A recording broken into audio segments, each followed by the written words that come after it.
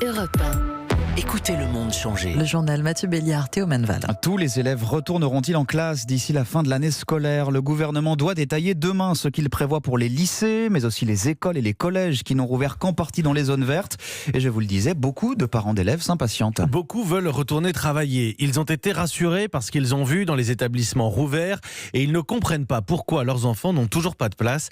Virginie Salmen, la pression s'accroît. Oui, pour l'instant, seuls 20% des élèves de primaire retournent à l'école et aucun des 3 enfants d'Esther, de la maternelle au CM2. Esther est cadre dans l'industrie du luxe en région parisienne et elle bataille depuis mi-mai. De semaine en semaine, on nous a fait miroiter de l'école pour les plus grands, puis pour les fratries, puis finalement pas de place. C'est encore plus compliqué à gérer que si on nous avait dit c'est non. En fait, il faut que le protocole évolue, sinon c'est pas possible. Même sans cela, les délégués de parents d'élèves ont parfois l'impression qu'il reste de la place dans certaines écoles qu'on pourrait utiliser. Cécile Frataroli, porte-parole de la PEP. Il y a des écoles qui accueillent jusqu'à 15 enfants, il y en a qui n'en accueillent que 5 par classe et on ne comprend pas toujours pourquoi. Il est temps d'avoir un discours plus homogène, en tous les cas plus compréhensible pour les parents, parce qu'on a l'impression que c'est pas toujours vrai en fait. Et c'est un peu dommage parce que c'est pas le message qui doit être passé. Vous savez, ces gens un peu perplexes et un peu en colère maintenant. Les professeurs, eux, se sentent pris en étau entre la demande des parents, légitime, disent-ils, le protocole sanitaire et les promesses du gouvernement pour Francette Popinot du SNUIPP. Un discours assez confus